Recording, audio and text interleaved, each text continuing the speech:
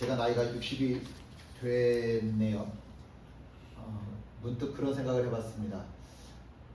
제가 나이가 60이 됐으면 우리 아버지, 어머니 나이 60이었을 때의 마음을 얼마나 알 수 있을까?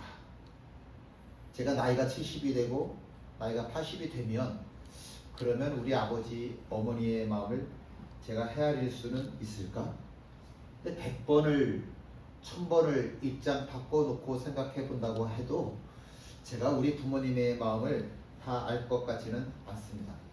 저희 아버지는 친구가 없으셨어요. 저녁에 친구들 만나서 늦어본 적이 없으세요.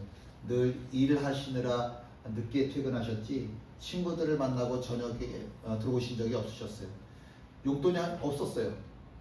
용돈이 없었으니까 당연히 친구들 만날 시간도 없으셨겠죠. 근데 만약에 돈이 있어서 밖에서 친구들하고 저녁 한 끼를 드신다고 한다면 그 돈으로 늙으신 어머니, 집에 있는 내 자식들 두 끼, 세 끼 식사 비용이 되잖아요. 그러니까 밖에서 도저히 식사를 하실 수가 없었던 거죠. 밖에서 활동을 안 하시다 보니까 당연히 취미도 없으셨습니다. 그렇게 정년퇴임을 하시고 집에 들어앉으셨는데 하루 세 끼 집에서 이제 식사를 하시는 거예요.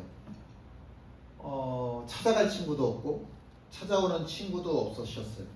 유일한 취미가 바둑 그리고 글쓰기였었습니다. 근데 제가 요새 좀 알겠더라고요. 요새 조금 알겠는 게 우리 아버지 참 외로우셨겠구나 라는 생각이 들더라고요. 참 외로우셨겠구나.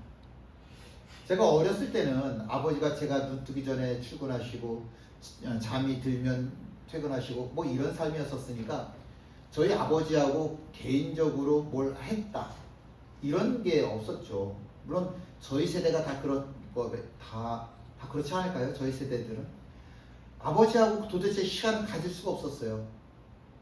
아버지 얼굴은 알지만, 아버지 이름은 알지만 아버지가 뭘 좋아하시는지, 뭘 잘하시는지, 뭘 원하시는지, 아버지 버릇은 뭔지, 취미는 뭔지 뭐 알 방법이 전혀 없었죠.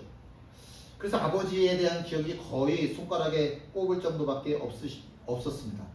그런 아버지가 정년퇴임하시고 딱 집에 들어 앉으시니까 저희 어머니가 너무 힘드신 거예요. 하루 세 끼 꼬박꼬박 밥을 해드려야 되죠. 저희 아버지 세대는 주방에서 뭘 한다는 자체가 없었으니까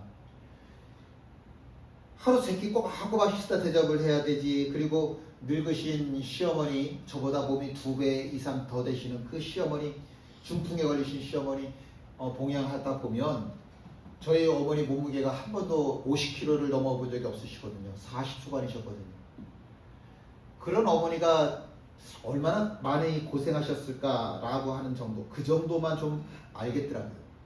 아버지가 집에 24시간 계시다 보니까 제가 집에 있는 게 참 부담스럽더라고요. 아버지하고 이제껏 말 한마디 제대로 섞어본 적이 없었는데 어렸을 때 추억이라고 하는 게 거의 없는데 정년퇴임하셨다고 집에 딱 들어앉으셨고 저는 20살 넘은 청년이 되었고 뭐 이 두 사람이 같이 공감대를 이뤄서 할 수 있는 게 별로 없더라고요. 그래서 이제 좀 바둑을 좀 둬보고 장기를 좀 둬보고 그랬는데 장기는 제가 저희 아버지를 이겼어요. 그랬더니 저희 아버지가 장기는 안 두시고 꼭 바둑만 두시더라고요. 그래서 이제 저희 아버지한테 바둑도 배우긴 했습니다. 주변에서는 저보고 착한 아들이라고 하는데 사실 저는 착한 아들은 아니었었습니다. 왜냐하면 부모님 마음을 별로 알고 싶어 하지 않았던 것 같아요.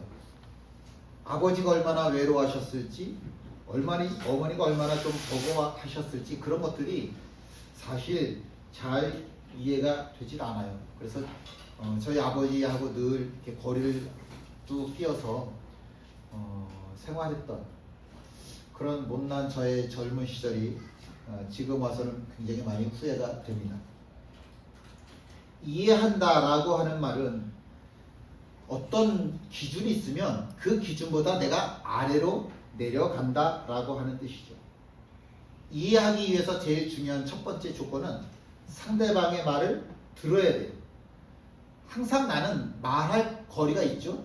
내 머릿속에는, 내 입 속에는 항상 뭔가 하고 싶은 말이 입에 담겨져 있습니다. 근데 나만 그런 게 아니라 내 상대방 입술에도 내 상대방 머릿속에도 뭔가 하고 싶은 이야기가 담겨져 있잖아요. 서로 이렇게 말하고 싶은 것들이 담겨져 있는 상황에서는 대화라고 하는 것이, 이해라고 하는 것이 불가능합니다. 대화하고 싶으면, 이해하고 싶으면 내가 하고 싶은 것들을 좀 가슴 저 밑에 내려놔야죠. 내 머릿속에 있는 생각들을 저 밑으로 내려놔야죠.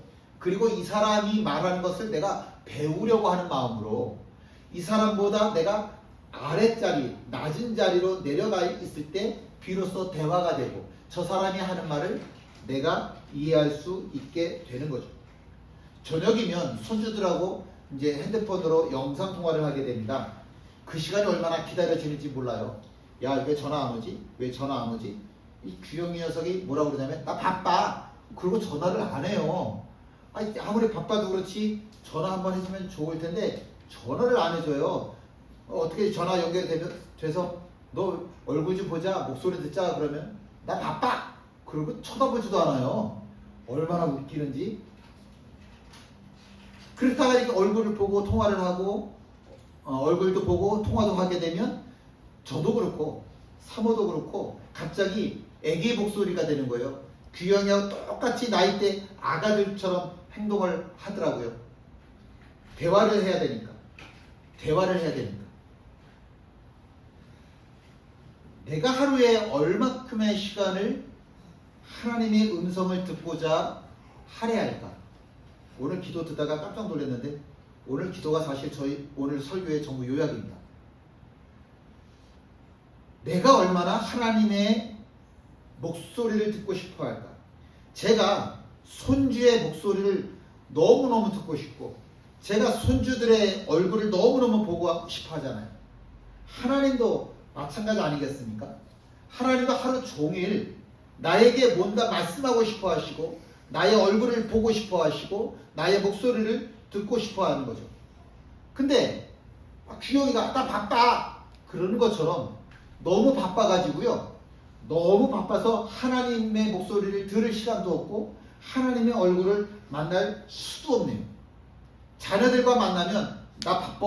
그래서 얼른 자기 생활 터전으로 돌아가기 바쁜 것처럼 내가 하나님을 만나는데 하나님 앞에서 너무 바빠가지고 하나님 저 바쁘거든요. 오늘 예배 드렸으니까 하나님 이제 됐죠? 저 갈게요. 그리고서는 그냥 내 삶의 자리를 둘 그리고 가버리는 거죠. 그래서 아예 하나님께서 예배라고 하는 것을 정해두셨어요.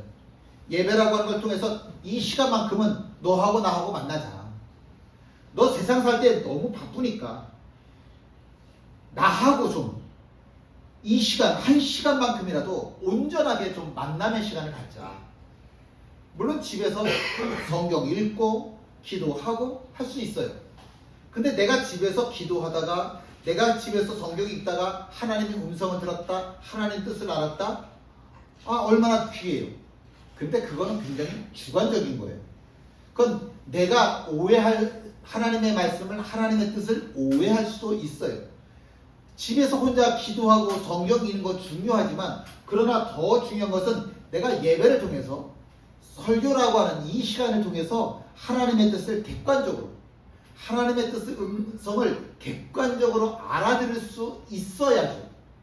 이 시간이 그런 시간인 거죠. 하나님께서 집중적으로 우리에게 말씀하고 싶어 하시는 거예요. 난 정말 이 시간 너무 기다렸다. 최집사야, 이집사야, 난 너네들 오길 너무너무 기다렸어. 자, 내 목소리 좀 들어줄래? 하나님이 이렇게 말씀하시는 거죠. 그래서 우리가 이 예배 시간에 정말 나라고 하는 이 자아를 하나님 앞에 온전하게 내어드릴 수 있어야 돼요. 이 한 시간만큼이라도 우리가 정말 하나님 앞에 내 신령과 진정으로 예배드리자고. 이 한 시간만큼이라도 내가 온전하게 하나님 앞에 집중하자고요. 이제 아가들이 골동에 계신 우리 장모님한테 이제 뵈러 간다 그랬잖아요. 그리고 장모님은 아침부터 일어나셔서 목욕하셔서 깨끗하세요. 어떤 날은 보니까 미장원까지 다녀오셨더라고요. 머리가 싹 다듬으셨더라고요. 우리가 예배를 드린다라고 하면 하나님께서도 야, 내가 오늘 우리 박 권사한테 무슨 은혜를 줘야 될까? 그리고 하나님께서 권사님을 만나는데 권사님이 받아야 할 은혜라고 하면서 이만큼 주시지 않으시겠어요? 예배하시지 않으셨겠어요? 야, 오늘 최집사 예배 드린다는데, 야, 최집사 손가락도 아프고 그랬는데, 오늘 그래도 예배 드리는 최집사한테 내가 오늘 이런 은혜 줘야지, 이런 은혜 줘야지. 그리고 할머니가 손주들 기다리는 그런 마음으로 하나님께서 얼마나 나를 위해, 나를 향한 은혜를 준비하고 계시겠냐고. 그게 예배잖아요. 그게 예배잖아요. 그게 예배잖아요. 근데 애들은 할머니한테 간다고 그러면 에이 냄새나, 할아버지 냄새 난다고, 할머니 냄새 난다고. 그래서 할머니들 할아버지 만나는 거 꺼려요. 근데 세상에서 부모 다음으로 이 세상에서 제일 이 자녀를 사랑하는 게 할아버지 할머니들인데 에이 냄새나, 그리고 할아버지 할머니 찾아가려고 안 하네. 예배 드리려고 내가 오다 보면 이것도 귀찮고 저것도 귀찮고 저것도 귀찮으니까 아유 예배 드리기 뭐 인터넷으로 예배 드리지 뭐, 아유 인터넷에서 설교, 박 목사보다 설교 잘하는 사람 세어서 그 사람들 그분들 설교 듣지 뭐. 하나님은 정말 은혜 베푸기를 원하시는데 나는 그냥 집에서 편안하게 예배 드리려고 하더라. 예배는 편안하게 드리는 거 아니에요. 예배는 내가 정말 힘써서 예배하는 거지, 예배는 내 몸이 편하게 드리는 거 아니에요. 그런 거 아니에요. 하나님의 입장에서 예배를 생각을 해보자고요.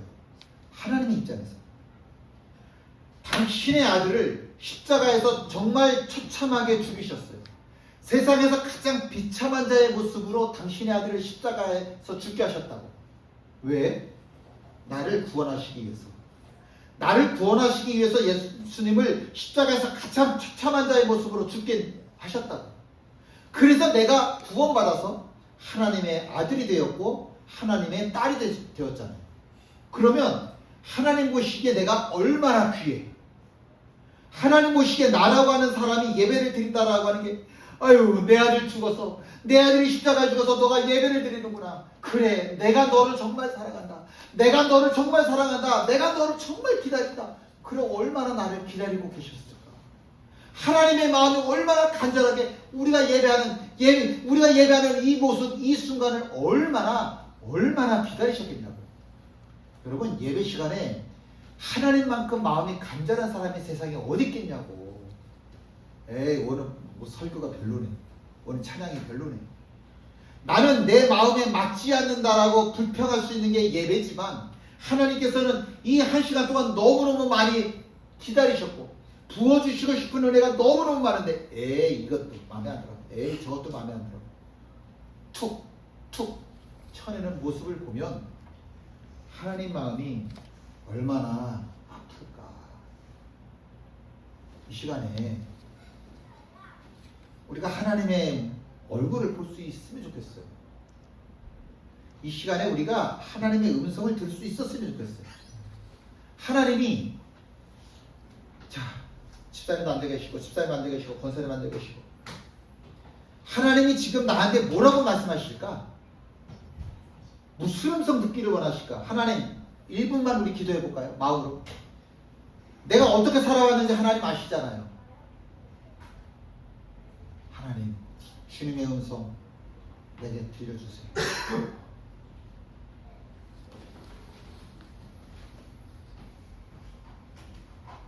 하나님의 마음이 느껴질 수 있는 이 시간 되면 좋겠습니다. 하나님 정말 내 마음 위로하기를 원하시고, 하나님 정말 나에게 새 힘 더하기를 원하시고, 하나님 정말 나에게 새 은혜 부어주시기 원하시는데 그 하나님의 모습이 보이지를 않으면, 그 하나님 얼굴이 틀리지 않으면 하나님 얼마나 속상하실까. 얼마나 속상하실까. 나는 너를 위해서 이만큼 은혜를 준비했는데 너는 이만큼만 은혜 받아서 그것만으로 만족해서 돌아가니? 에휴, 나 더 주고 싶은데, 나 너에게 은혜 더 주고 싶은데. 여러분, 하나님 기다리게 하지 마십시오. 우리가 예배라고 하는 건 내가 일찍 와서 하나님을 기다려야 되는 거예요. 하나님 만나는 자리에 내가 일찍 와서 하나님 기다리게 하지 말고 저 하나님 기다렸어요. 저 오늘 어떤 은혜 주실 건데요. 그런 마음으로 우리가 예배를 드려야죠. 교회라고 하는 말은 세상 밖으로 주님의 부르심을 받은 사람들의 모임을 얘기를 합니다. 교회 밖으로, 세상 밖으로 사람들을 불러냈다고요. 그러니까 하나님이 말씀을 하셨는데 아무개야, 박은지 집사야 라고 부르셔서 박은 집사가 세상에서 부름받아 나왔어요. 최민수 집사야 라고 부르셔서 최민수 집사가 밖으로 나왔어요. 세상에서 밖으로 나왔어요. 그래서 이 사람들이 모였어요. 이 자리를 교회라고 이야기를 하는 거죠. 왜 하나님께서 굳이 우리를 세상 밖으로 불러내셔요? 왜 굳이 하나님이 우리를 세상 밖으로 부르셨어요? 세상에서 살던 그 습관 그대로, 그 생각 그대로 살면, 우리 오예배 때 어성경하면서 오예배 때 숱하게 들었던 말씀이죠. 뭐한다? 망한다. 너 세상 속에서 산다고 해서 세상 사람들과 똑같이 생각하고 똑같이 원망하고 똑같이 기뻐하고 똑같이 즐거워하고 그러면 망한다. 그렇게 살지 말고 내가 너의 음성을 부를 때에 너 나와라. 어디로? 교회로 와라. 그래서 이 자리에서 예배를 드려라. 저 사람이 저렇게 사니까 나도 그렇게 살래. 자꾸 넓은 길로 편하게 그렇게 예수 믿으려 하지 말고, 좀 불편하더라도, 좀 힘이 들더라도 좁은 길로, 좁은 문으로 예수를 믿어라. 육체적으로 물론 넓은 길로 가면 물론 육체적으로 편하지. 경제적으로도 여유가 있지. 그러나 그 결과는 생명의 향기가 아니라 죽음의 향기랍니다.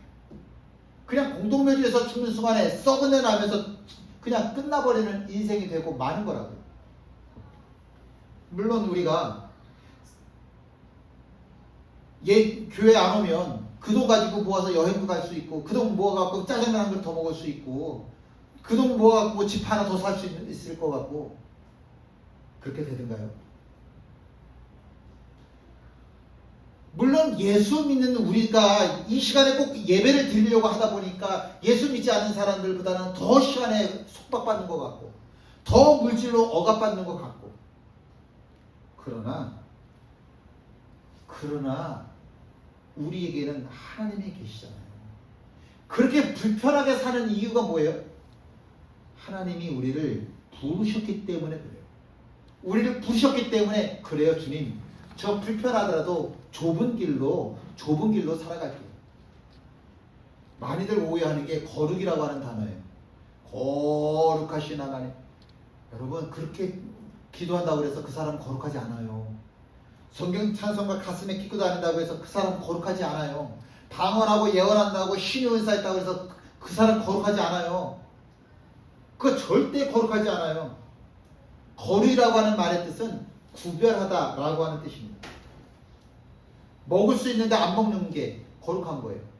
할 수 있는데 안 하는 게 거룩한 거예요. 갈 수 있지만 안 가는 게 거룩한 거예요. 왜? 뭐 때문에? 예수의 이름으로. 예수의 이름으로 나 이거 먹을 수 있지만 안 먹을래. 예수의 이름으로 나 이거 할 수 있지만 안 할래. 예수의 이름으로 나 갈 수 있지만 나 안 할래.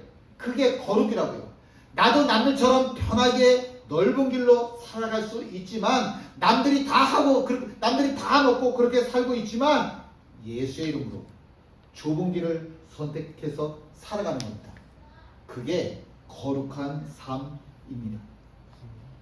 우리는 서로를 성도라고 부릅니다. 왜 성도라고 하는 말은 거룩할 성자에 무리 도자입니다. 거룩한 무리들이라고 하는 뜻이죠. 왜 우리가 서로가 서로를 집사가 안 된 사람을 성도라고 부르는 게 아니라 우리 모두가 다 성도예요. 저도 성도예요. 왜 우리가 서로가 서로를 성도라고 불러요? 이 사람은 거룩하게 사는 사람입니다 라고 하는 뜻이죠. 집사님은 거룩하게 사는 사람이에요. 그래서 성도예요. 집사님은 거룩하게 사는 사람이에요. 그래서 성도예요. 집사는 거룩하게 사는 사람이에요. 그래서 성도예요. 그걸 우리가 또 서로가 서로에게 잊지 말라고 얘기해 주는 거예요. 성도님, 거룩하게 사세요. 권사님, 거룩하게 사세요. 사모님, 거룩하게 사세요. 성도님, 거룩하게 사세요. 그 얘기예요. 집사, 권사보다 훨씬 더 좋은 이름이 성도예요. 거룩하게 사세요. 거룩하게 사세요. 거룩하게 살겠습니다. 거룩하게 살겠습니다. 예, 우리는 거룩한 무리들, 성도들이 모였습니다. 우리는 전부 다 세상에서 거룩하게 살려고 하는 사람들입니다. 그래서 우리는 성도라고 하는 이름을 가진 겁니다. 함께 있지요. 어떤 사람들은 마음이 굳어 순종하지 않고 우리 앞에서 이 도를 비방하거늘 바울이 그들을 떠나 제자들을 따로 세우고 두란노 소원에서 날마다 강론하니라. 사도 바울이 힘써서 복음을 전하는데 모든 사람들이 기쁨으로 복음을 받아들이지 않더라고요. 오히려 마음이 강팍해져서 복음을 비방하는 사람들이 있더라고요. 사도 바울이 어쩔 수 없어서 이 사람들을 데리고 어디로 가냐면 두란노 서원이라고 하는 곳으로 가는 겁니다. 두란노 서원. 그래서 그곳에서 복음을 가리키기 시작을 했습니다. 내 생각에서는 회당에서 복음을 전하는 게 제일 좋은 방법인 것 같은데 자꾸 회방꾼들이 나타나니까 어쩔 수 없어서 밀려 간 곳이 두란노 서원이라고 하는 곳입니다. 근데 정말 신기한 거는요, 상황이 어려워지다 보니까 한 가지가 분명해지더라고요. 진짜 예수쟁이, 가짜 예수쟁이가 판가름이 나더라고요. 알곡과 가라지가 구별이 되어지더라고요. 그래서 사도 바울은 알곡들, 참 예수쟁이들, 진짜 예수쟁이들을 따로 모아서 그 사람들을 뭐라고 불렀냐면 제자들이라고 하는 이름으로 불렀습니다. 어려우니까 구별이 되어지더라고. 야, 이 사람이 진짜 예수쟁이구나. 그 사람들을 데리고 사도 바울이 날마다 두란노 서원에서 강론을 합니다. 어디에서? 두란노 서원에서. 서원이라고 하는 말은 스콜레라고 그래요. 스콜레. 근데 이 스콜레가 스쿨이 되는 겁니다. 학교가 되는 거예요. 이 스콜레라고 하는 곳은요, 본래 토론을 하고 논쟁도 벌어지고 아니면 시간이 남으면 여가도 즐길 수 있는 그런 곳이에요. 그런 곳을 스콜레라고 불렀습니다. 요새는 공부만 하죠. 이런 스콜레가 로마 제국에는 굉장히 많았어요. 나라에서 세운 스콜레뿐만이 아니라 개인이 세운 스콜레도 굉장히 많았어요. 서원이 많았어요. 그런데 그 당시 기록에 보니까 이 사도 바울이 취라노스라고 하는 사람이 운영하는 개인 학교, 개인 스콜레에서 두란노 스콜레, 두란노 서원, 그곳에서 제자들을 교육을 시켰더라고요. 근데 언제 교육을 시키냐면 11시부터 오후 4시까지 5시간 동안 11시부터 오후 4시까지 성경을 가르치는 거예요. 복음을 가르치는 겁니다. 근데 11시부터 4시까지 복음 가르쳤구나. 이게 아니에요. 혹시라도 저희 이스라엘 쪽에 한번 이스라엘이 아니라 이탈리아 쪽에, 저 로마 쪽에 가잖아요. 여름에 40도 후딱 넘어가요. 얼마나 더운지 몰라요. 근데 그냥 더운 게 아니라 이 바닥에요, 돌들을 깔아놨어요. 이 돌들이 얼마나 달궈졌는지 이 돌들이 내뿜는 열기가 어마어마해요. 이게 도대체 그늘에 있어도 이 시원하지를 않아요. 아주 미치고 환장하고 팔짝 뜁니다. 너무너무 더워요. 그래서 11시부터 4시까지는 그 로마 지역, 그 근방에 살아가는 사람들의 습관이 있어요. 무슨 습관인지 아시겠죠? 낮잠 자는 습관이 있어요. 4시간, 5시간은 아무것도 안 하고 그냥 오침이에요. 낮잠 자는 거예요. 왜? 너무 더우니까. 물론 북극에 사는 사람들, 남극에 사는 사람들은 이런 습관 가질 필요가 없어요. 11시, 12시에 덥지 않으니까. 근데 이 에베소 지역은 너무너무 덥기 때문에 오침이라고 하는 것이 있을 수밖에 없는 거예요. 남들은 다 오침하러 가요. 왜냐하면 오침을 해야, 낮잠을 자야 내가 하루를 정상적으로 생활할 수 있기 때문에 그래요. 이쪽 사람들 보면요, 저녁밥을 7시, 8시, 9시에 먹는 게 이상하진 않아요. 낮잠 잘 거니까 이 하루가 밤에도 시간을 많이 써야 되는 거죠. 정상적으로 생활을 하려면 반드시 뭘 해야 된다? 오침을 해야 된다. 남들 다 자고 있는데, 남들 다 힘들어서 자고 있는데, 이 따로 세운 제자들은 뭐를 해요? 복음을 배우는 거예요. 복음을 배우는 거라고. 신앙생활은요, 버리는 게 있어야 돼요. 희생하는 게 있어야 돼요. 포기하는 게 있어야 되는 거예요. 내가 아무것도 포기하지 않고, 내가 아무것도 희생하지 않고, 손해보지 않고 신앙생활 할 수 있는 사람, 그 사람은 가짜예요. 그건 가라지입니다. 그건 가라지예요.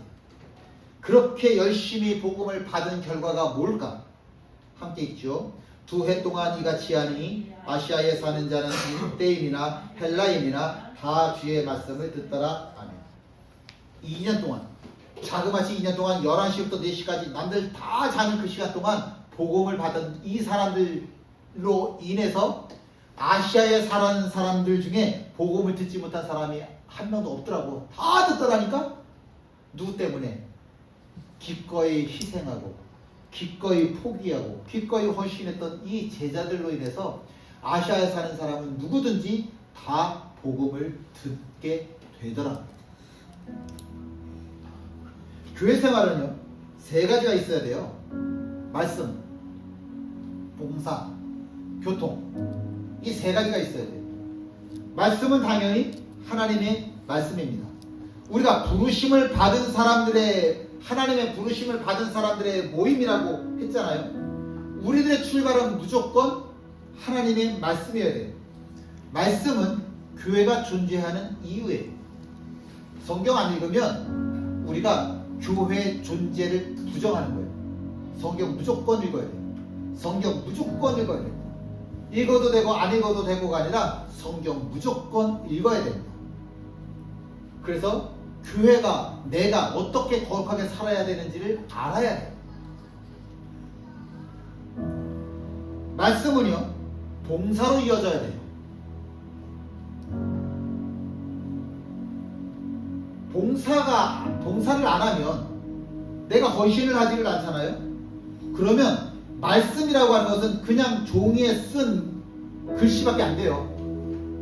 종이에 써 있는 글씨가, 성경이 진짜 살아있는 하나님의 말씀이 되려면 내가 뭐를 해야 돼요? 내가 봉사해야지. 내가 헌신하는 자의 삶을 살아야 된다.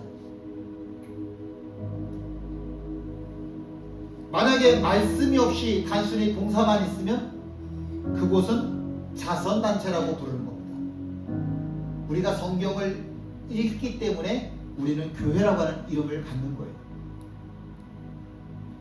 말씀과 봉사는 어디로 이어져야 되냐? 교통이라고 하는 것으로 이어져야 됩니다. 사도신경에 예전에는 교통이라고 했고 지금은 교제라고 되어져 있는데 코이노니아 그러죠. 코이노니아, 교제라고 하는 말은 단순히 음식을 나눠 먹고 차 한잔 나누고 잘 지냈어 인사를 주고받는 이런 것들을 이야기하지 않아요. 그래서 교제라고 안 쓰고 교통이라고 쓴 거예요. 왜냐하면 마음과 마음을, 우리가 생각하는 교제보다 훨씬 더 깊은 단계, 마음과 마음을, 영과 영을 나누는 관계까지 발전을 해야 되는 거예요. 그저 만나서 아유 저 좋은 사람, 저는 교회 안에 성도들이 서로 연락하고 만나고 다 좋은데, 근데 만나서 수다만 떨다가 보면 교회에 늙은 여우들이 되더라고요. 내가 저 최집사를 만나서, 저 박집사를 만나서, 저 이집사를 만나서 하나님의 은혜를 나눌 것 같지 않으면 차라리 안 만나는 게 나은 것 같아요. 차라리 만나서 별로 그렇게 썩 유익한 것 같지 않아요. 이렇게 서로 영과 영을 나누다 보면은요, 큰 나무, 100년, 500년, 1000년이 되어서 큰 나무가 태풍을 맞으면 쓰러지는데, 근데 별로 크지도 않은 나무가, 크지도 않은 나무가 뿌리가 얽히고 설키면 태풍을 이기더라고요. 그게 교제의 힘이라고 하는 겁니다. 교통의 힘이라고 하는 거예요. 우리가 어떤 환난도 이겨내려고 하면 우리 안에 교통, 하나님의 말씀으로, 하나님의 능력으로, 하나님의 은혜로 서로가 기도해주는 그런 관계까지 발전을 해야 돼요. 여러분 잊지 마십시오. 우리 권사님 위해서 기도하시고, 집사님 위해서 기도하시고, 집사님 위해서 기도하시고, 사모님 위해서 기도해 주시고, 아가족 위해서 기도해 주시고, 예배 드려야 되는데 예배 드리지 못하는 사람들 위해서 기도해 주시고, 기도해야 돼요. 우리 그런 단계로 나아가지 않으면 거기는 교회가 아니에요. 그건 교회라고 부를 수가 없습니다. 여러분들은 신앙생활 하면서 뭐가 제일 부럽습니까? 돈 많이 버는 게 부럽습니까? 큰 집에 사는 게 부럽습니까? 맛있는 거 마음껏 먹는 집이 부럽습니까? 뭐가 부럽습니까? 이왕이면 우리가 예수쟁이로 부르심을 받은 사람들이니까, 우리 예수쟁이로 부르심 받은 사람들이니까 거룩해지고 싶은 욕심이 제일 컸으면 좋겠습니다. 근데 정말 궁금해요. 거룩한 사람이 되고 싶으세요? 거룩해져야만 하는데, 그런데 정말 거룩해지는 것이 나의 소망, 내가 살아있는 이유입니까?